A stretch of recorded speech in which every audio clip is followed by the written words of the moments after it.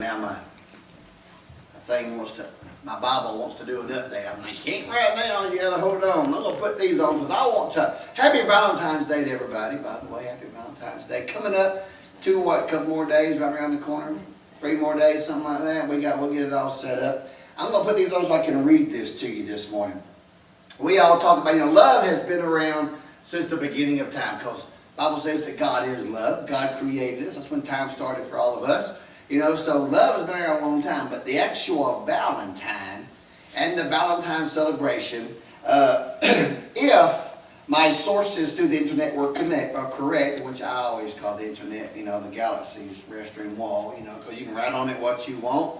But anyways, if my sources were correct, this should be where we get it from. So just a little bit of a tidbit of info here. It was a priest by the name of Valentine. He lived in Rome about 250 A.D. Rome was ruled by an emperor by the name of Claudius. Some people called him Claudius the Cruel. Saint Valentine didn't like Emperor Claudius, and he wasn't the only one. A lot of people felt the same way. Claudius wanted a big army. He thought men should volunteer to join, and many men did just that to fight in the wars. They didn't want to leave their wives and girlfriends, so not many men would sign up to fight. This made Claudius very mad. So you know what he did? He had a crazy idea that if men were not married, that they would not mind joining the army. So he decided not to allow any more marriages. Young people thought that this new law was really very cruel. And Valentine thought it was kind of ridiculous.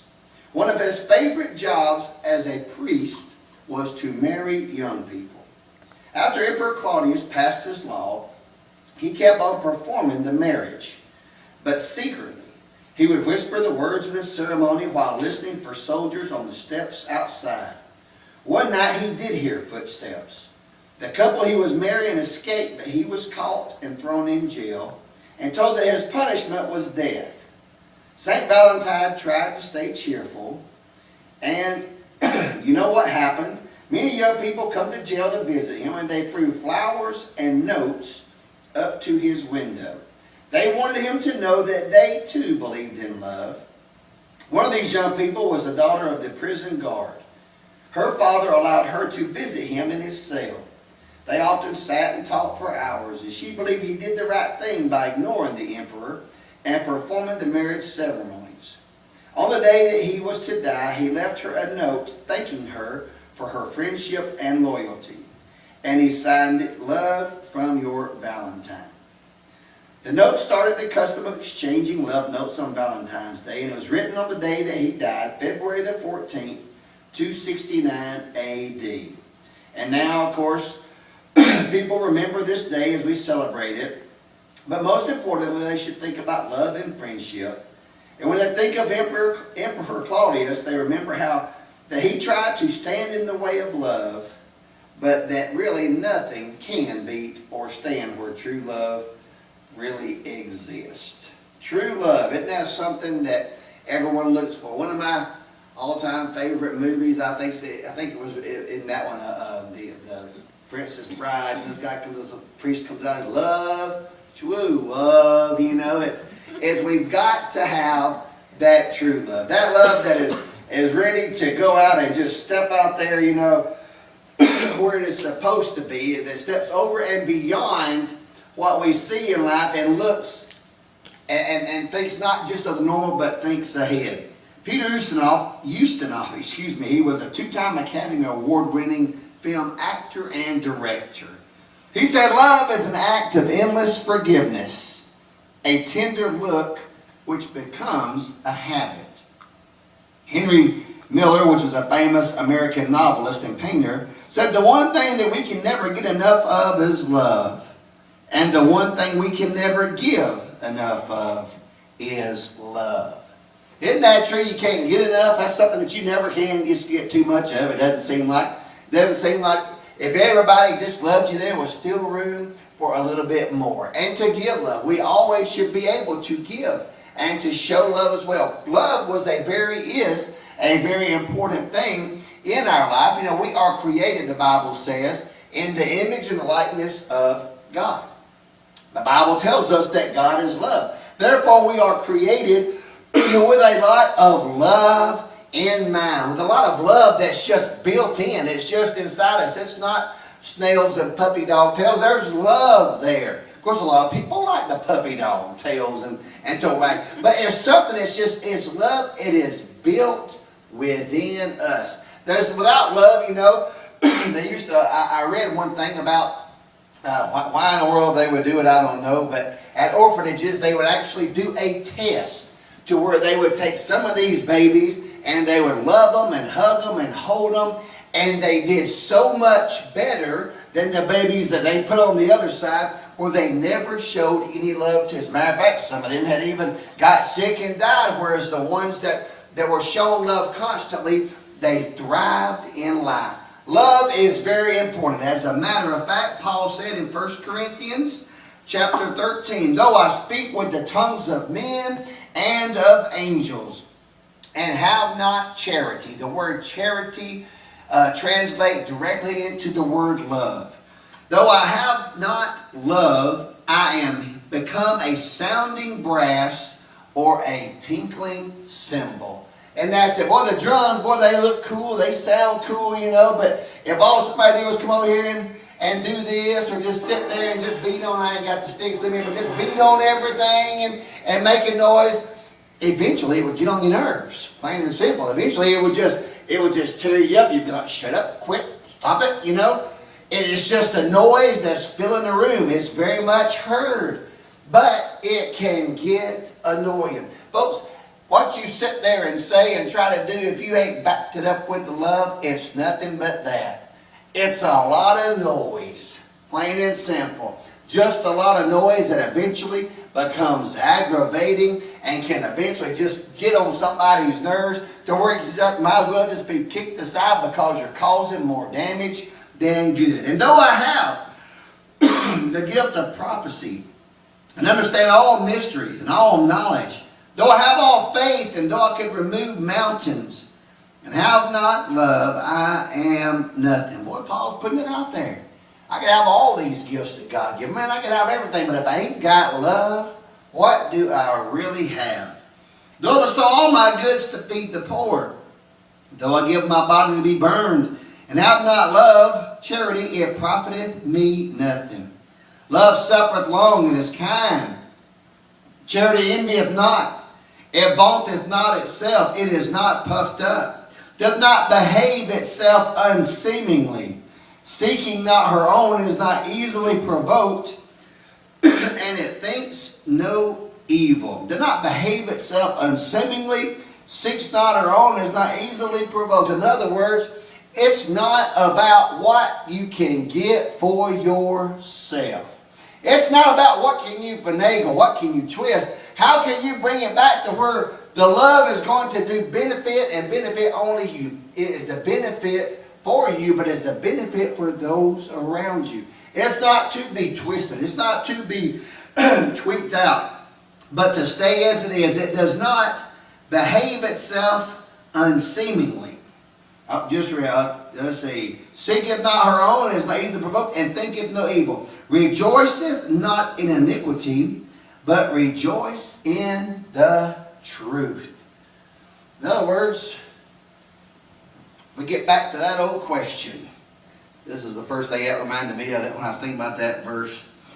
There are some things that loved ones, that's what they say is love should be brutally honest or whatever. I guess that's where they get this. But when you set somebody up with that question, honey, how do I look in this? That's not fair. That's not fair. If we're supposed to be... No, I'm just kidding. You know, actually the old saying was, do I look fat in this, or does this make my hips look big, or does this make my whatever? I was trying to be politically correct, but wow. So, you know, of course it doesn't. Of course not, babe. Of course it makes you look fantastic, you know. And we guys were hung up there, and of course nowadays, you know, I guess men do the same thing. Well, how do I look in this, or what is this, you know? It doesn't matter, but that, going to the brutally honest, that's not what it's talking about. Love is supposed to be honest. If you truly love somebody, they used to be this little, it was one of those, y'all seen that, what would you do if? At some show, you know, the guy sits there, and they set up a scene where somebody comes up and they sit there and watch the friend's girlfriend cheat on them or something. They say, would you tell them? And somebody's like, well, I couldn't tell them. I couldn't tell them. Well, why not? Do you not love the person? Love is supposed to be, going back to it resembles God. It's made from God. Love is supposed to be about being honest. Everything doesn't have to be happy and okie dokie in love, folks. Love is just honesty. Love is pure. Love is sitting right down to the basics.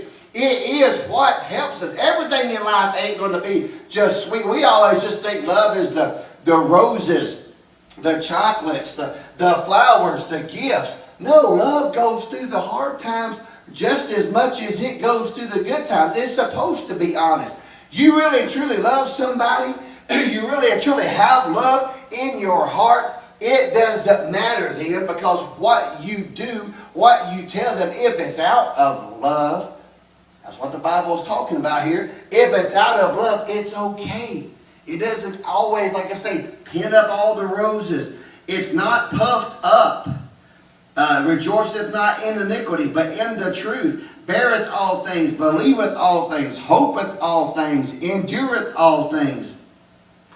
Paul says that love never fails, but where there be prophecies, they shall fail. Where there be tongues, they shall cease. Where there be knowledge, it shall vanish away. I got somebody ask me one time, how in the world can Paul sit there and say this? Well, think about it. Go back. Where love never fails. But where there be prophecies, they shall fail. What is a prophecy? Prophecy is a preached word. Prophecy is a word talking about something that could happen or that's going to happen in the future. But if you've got love, going back, the Bible said that God is love. And if you've got love on the scene, God on the scene, the prophecies are going to pass. They're either going to come to pass, or when Jesus comes back and gets us, the prophecies are going to be fulfilled. So prophecies will go away because God is going to be on the scene. There's love. Where there be tongues, they shall cease. What do you mean the tongues are going to cease? We've always been taught as Pentecostals, well, the speaking in tongues has never ceased. Speaking in tongues is something that we do. Yeah, but one day, once we get in the presence of God, once we get to where we're supposed to be, and as the Bible says, when all is perfect, they won't have to be in need anymore, because we're all going to be speaking the same language. We're all going to be speaking as God would have us. One day, those tongues are going to cease. Whether there be knowledge, it shall vanish away. You're not going to have to worry about it anymore, because when God gets there, the Bible tells us right now we look through a glass darkened, but one day it's all going to be open, and we're all going to, the knowledge is going to be there. Because where love is on the scene, where God is on the scene, and we've got love within us, folks, it's all going to be made known, and it's all going to be with us. But when that which is perfect, here we go. But when that which is perfect is come, then that which is in part shall be done away with. Once Jesus gets here and sets up everything through His power and through His love, it's all going to change. Then we're going to live directly in His love and in His presence, and it's going to be a brand new thing, folks. The love that we're going to live in, the love that we're going to dwell in, the understanding due to the truth and the honesty of that love, it's going to be something to look forward to. Amen? That's what I'm looking forward to, living in God's love. When I was a child, I spake as a child. I understood as a child. And I thought as a child. But when I grew up, I put all that aside. We got to grow up. We got to start realizing who God is, what He is to us. For now we see through a glass dark, but we know in part, but one day we shall know even as I am known. Even as I am. Jesus is going to come back and get it all set up, and His plan is going to be fulfilled, and everything's going to be set, and then we're all going to be on the same page. I'll put it to you that way. It's going to be so much better, all because of what? All because of that love. All because of that love. Y'all ever heard that old saying, love at first sight?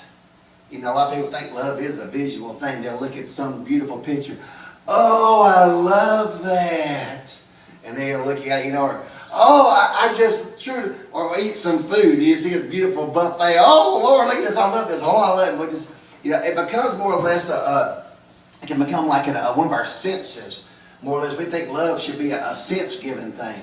From the way it looks, the way it smells, the way it tastes, you know. But actually, love is that fulfillment, and it's, I guess, a culmination of a bunch of it. Y'all ever heard that old scene? We all heard the love at first sight and the beautiful one. What's that one thing? It was, I wrote it down because I knew I'd forget it.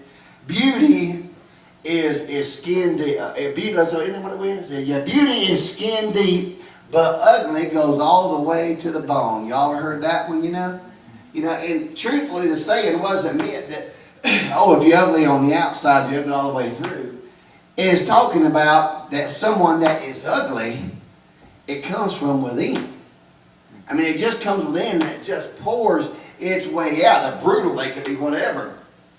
It's what is on the inside that counts. You can't just look at the outside and form your opinion, which a lot of people seem to do, but to form your opinion.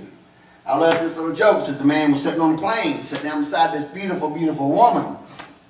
Most gorgeous woman that he had ever seen. So he struck up a conversation. He said, "Are you married?" She said, "No." "Well, are you engaged?" She said, "No, sir, I am not." "Well, are you dating anyone?" "No, sir, at the moment, I'm not dating anyone." "Well, why is it that a beautiful woman such as yourself isn't even dating anybody?" And she replied, "I'm looking for a man with certain qualities." "What kind of qualities are you looking for?" She said, "I like the American Indian.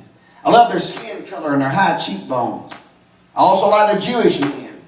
They have good old, they seem so brilliant and are financially successful. But I also like," and I got a microphone going out here, "I also like the way that they treat a woman from the South. By the way," he said, "what is your name?" And he answered, he said, "My name is Geronimo Bernstein, but my friend just call me Bubba." You know, let me get this all situated out here. Put this back over here. Maybe we get this all straightened out now. Sometimes just a little. Y'all remember the old Nintendo games? You had to take them out and blow them apart in Atari games and put them back in. Look at there. Sometimes just put a little breath on it. Nope, it ain't going to work. So something's happening here. But anyways, all right, sometimes it's not just, you know, we try to become something that we're not to fit somebody. No, you've got to be who you've got to be and what you've got to be. And the only way you're going to be that is to be in Christ. And now I'm sitting here looking for a new battery because I know I had one here. There it is right there. We'll just see if it's a new battery. Don't y'all just love on the go? Look at that. Put us down nowhere. Put the back up there. Nope. We're trying all different things. Hey, just turn this one up. Turn the pulpit mic up. And we'll just go from there at the time. In the 19th century, a 15-year-old girl had a spinal injury. She had, as a matter of fact, turned into a spinal disease. And she's sickness, and she was bedridden. And they told her, "You'll probably never walk again." Everything that happened to her, that was told, that it was all, of course, sadness and everything was I mean, imagine me, a 15-year-old, and telling you this kind of stuff was happening in your life. So she sat down and she was totally bedridden and she got to writing poetry. And one of the poems that she wrote went out and started drawing people's attention. And she drew a man's name named Robert Browning, and he just loved it. He would come by every day and he would talk to her, and he would sit there and spend time with her.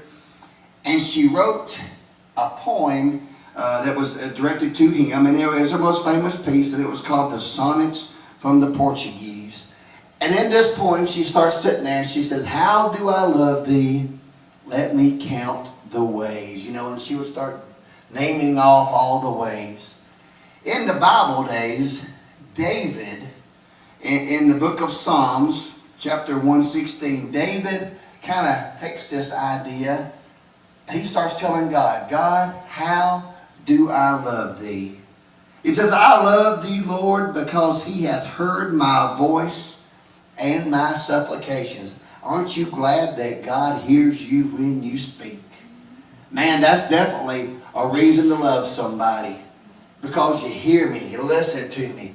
Every time I have something, you hear what I say. You hear me. And Lord knows when we go to God, lots of times we tell him about what's wrong, or we ask him, "Can you fix it?" You know. But he still listens to us. He says, I love you because he hath inclined his ear unto me. Therefore I will call upon him as long as I live. I love him because the sorrows of death compassed me, and the pains of hell got hold of me, and I found trouble and sorrow.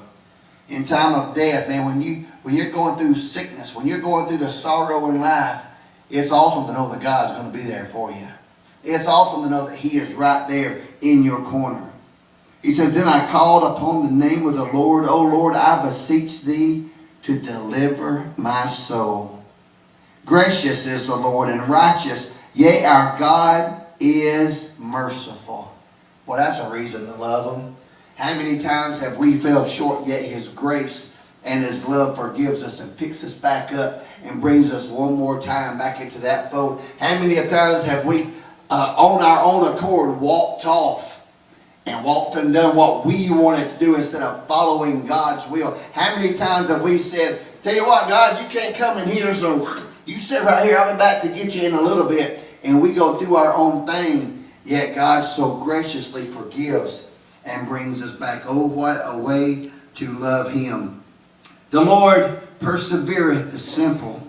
I was brought low, and he helped me. Return unto thy rest, O my soul, for the Lord hath dealt bountifully with thee. For thou hast delivered my soul from death, mine eyes from tears, and my feet from falling. I will walk before the Lord in the land of the living. Boy, is that not awesome? Lord, you've dried every tear. You've hurt, or you've helped every hurt. You've healed every time I was sick. You've led my feet. Lord, I will walk with you anywhere because of what you've done for me. I will offer to thee the sacrifice of thanksgiving. I will call upon the name of the Lord. I will pay my vows unto the Lord now in the presence of all of his people. In the courts of the Lord's house, in the midst of thee, O Jerusalem, praise ye the Lord. If you've got somebody that has done so much for you, why in the world would you not praise them? Why in the world wouldn't you sing their praises? Why wouldn't you lift their love? Why would you not be shouting it from the rooftops? Oh, I love thee. You know, nowadays you can see, what was it after the Super Bowl? I don't know about this year, but after the Super Bowl last year, I think it was, somebody asked somebody to marry them. It seems like these ball games, people will put it up on the big screen, will you marry me, and this, that, and the other. Well, they put it out there to be seen. They'll get the crop dusters to fly by and ride it up in the sky, you know. How do we holler our love for God? David said, man, I'm going to shout it from the gates. I'm going to shout it from the window. I'm going to shout it from wherever I'm at. Oh, Lord, I love you because you first loved me. The old saying is actions speak louder than words. We can sit there and tell God, God, I love you, and then get and go our own thing. Well, how is that proving that we loved him? You know, if we're wanting to do our own thing instead of doing what he wants us to do, that's not showing love. Have y'all ever known God not to show his love for you? No. He tells us that he loves us, and then he proves it on a daily basis. And you know, even if, let's just say, one day he didn't necessarily step out and just step up and prove it to you, let's go back and see what he's done in the past. How has God proved his love for you? Matthew 26. It says, and he went a little further, and he fell on his face and prayed, saying, O my Father, if it be possible, let this cup pass from me, but nevertheless, not as I will, but as thou wilt. Jesus loved us so much, he left heaven to come down to give his heart and life for us. He loved us so much, he left perfection, never had to taste what he went through, but he loved us so much that he come down for us. In Luke it says, then said Jesus, Father, forgive them, for they know not what they do. And they parted his raiments, and they cast lots. The soldier, the men that had just put him on that cross, the men that had just nailed him up there, the Bible tells us they took his cloth, the big robe that he had, It says that it was way too fine of a garment to tear and to rent and to put apart. So it says they gambled for his robes. And as they're sitting there, they just put the nails in and just hung him up. And now they're gambling for his clothes. Father, forgive them. He's looking at the crowd that had just hollered, give us Barabbas. Give us the thief, the killer, or the murderer. Give us Barabbas. Put Jesus on that cross. Put the one on the cross that's been healing. Put the one on the cross. Let's kill the one that's been nice. Let's kill the one that's healed the diseases. Let's kill the one that's done so much for us. Father, forgive them, for they know not what they do. Where's love at? And Jesus, when he cried with a loud voice, he said, Father, into thy hands I commend thy spirit. And having said thus, he gave up the ghost. And John says, and when Jesus therefore had received the vinegar, he said, and I always love to say it, those famous 3 words, I love you. It's not the way he said it another way. He says, it is finished. That kind of translates over, doesn't it? Because once it was finished, Jesus' ultimate sacrifice of love was manifest, and it came true to us. Come to the instruments. It is finished, he said, and he bowed his head, and he gave up the ghost. I was reading through some Facebook stuff the other day, and I honestly, I was going to look it back up, but I didn't, because I didn't plan on using it. But I read this article, and it was talking about in Vietnam. Now, like I say, I haven't looked this up yet, so I'm just going to go with what it was written. In Vietnam, it says that there was a troop that was pinned down. Some of our American soldiers were all pinned down, and it said that the firefight had gotten so hot, and there was just so many enemies that they finally quit calling in for the medevac helicopter. They just right now, you just can't. Men were laying shot. They were laying there dying. Probably going to be, one of them's little stories that 19-year-old boy, I think probably going to be his last day alive, and they said, so the helicopters quit coming in. So all of a sudden they could hear the whir of the blades as one chopper pilot come around. He wasn't even a medevac chopper. He was just a chopper pilot that had been out doing his thing. And it says he comes back and he flies into the ammunition, right into the fire. And it said he picks up as many as he can carry, which is 3 or 4 at the time, and then flies back out. Not only the one trip, but unless I am sadly mistaken, like I said, I didn't look it up, but I think it was up to 11 times. He just kept coming back, picking up men after men, boy after boy that had been shot, and then those that he could get out that was alive, and he got them back. Finally, he was out of fuel and everything. That was all he could take. And when it come down to it, then it says his last trip, he got landed and got everybody off. He himself had been shot 4 times, like 3 times in his leg and once up in his arm and shoulder area. And I wished I could think of his name, but whoever this helicopter pilot was, man, what a brave thing to do. What love. The Bible says, greater man hath no love than he would lay down his life for someone else.